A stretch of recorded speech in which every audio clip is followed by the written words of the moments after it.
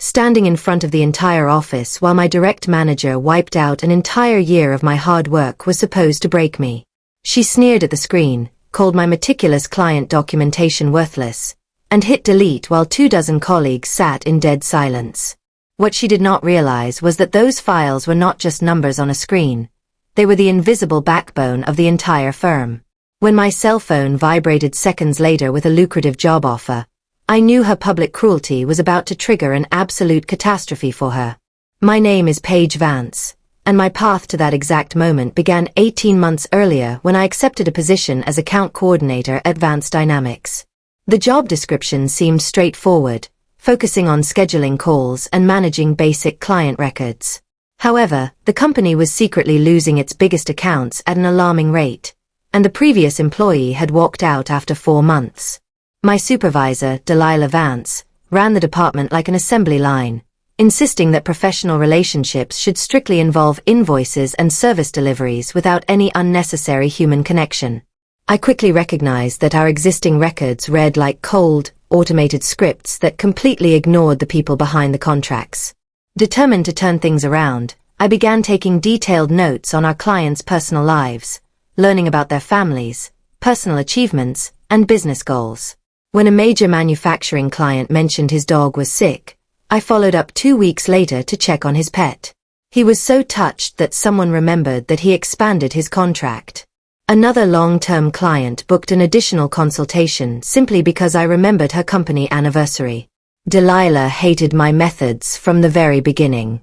She constantly monitored my desk, complaining that my phone calls were taking far too long and dragging down our official efficiency metrics.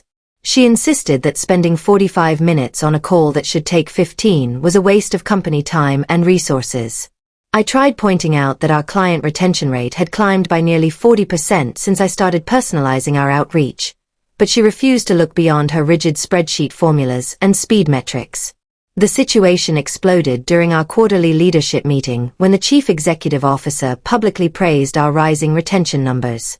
He suggested that the entire company should adopt a more personalized approach to client management. Seeing me get credit for the turnaround infuriated Delilah, and she cornered me right after the meeting ended. She accused me of running a cheap performance act and assigned me a massive administrative audit, forcing me to document every single interaction, note, and outcome from the past year. Instead of treating the audit as punishment, I turned it into 53 pages of undeniable proof. I detailed how personal conversations had directly generated hundreds of thousands of dollars in new revenue and secured early contract renewals. Every casual chat about family or hobbies had built deep trust that our competitors could never replicate. I was genuinely proud of the final document, believing it clearly demonstrated how genuine human connection was driving the company's success, but Delilah saw it as a direct threat. She called a mandatory department meeting late Tuesday morning, claiming we were going to review communication protocols using my audit as a teaching tool.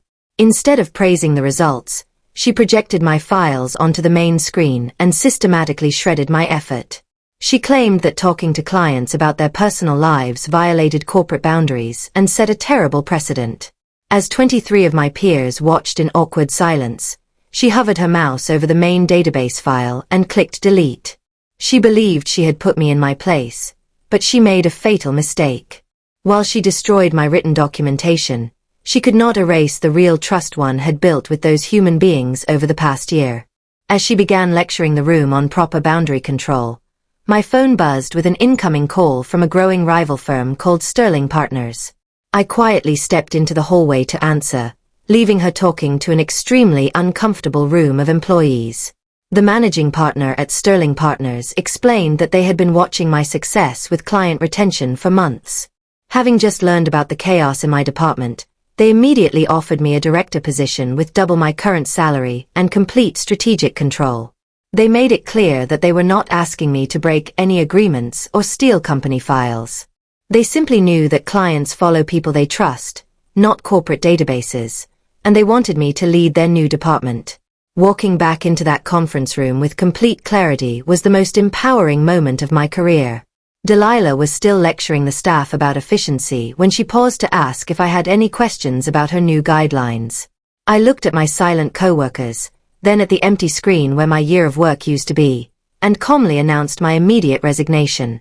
I explained that my contract allowed immediate departure due to a hostile work environment, gathered my belongings, and walked out.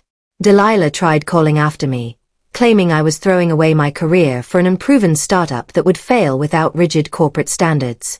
I simply smiled, stepped into the elevator, and never looked back. Within 24 hours, I cleared out my desk and began setting up my new office at Sterling Partners. I did not call a single former client or send out promotional materials.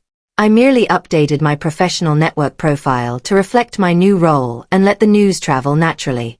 The very next morning, the manufacturing owner whose dog I had remembered called my new direct line. He congratulated me on the move and immediately requested a consultation to transfer his business to my new firm. By the end of my first week, 6 major clients had reached out to switch their accounts, stating they preferred working with someone who treated them like human beings rather than transaction numbers. They were tired of cold corporate scripts and wanted authentic partnership. Back at Vance Dynamics, absolute panic was setting in as Delilah realized what she had actually destroyed. Through mutual colleagues, I learned that major clients were refusing to renew their contracts during routine check-ins. When she attempted to lecture them about efficiency and professional distance, several owners explicitly told her that her rigid approach was the exact reason they were leaving.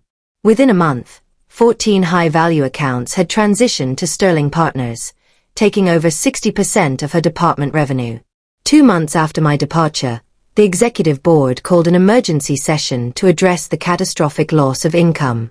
Delilah attempted to blame me for stealing accounts, but the internal timeline proved that clients only left after experiencing her cold communication style firsthand. The board realized that her drive for speed metrics had completely wiped out customer loyalty, leaving the firm on the brink of severe layoffs and financial collapse as their major revenue sources evaporated completely.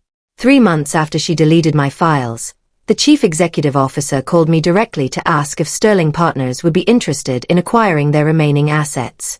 He even offered to hire me back as senior vice president with complete authority and a massive compensation package.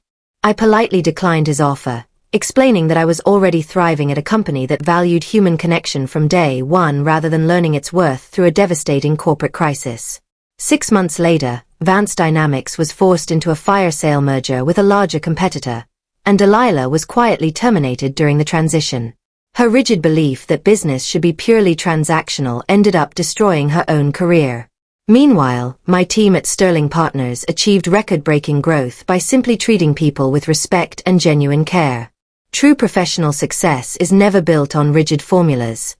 It is built on the lasting connections you form with the people around you.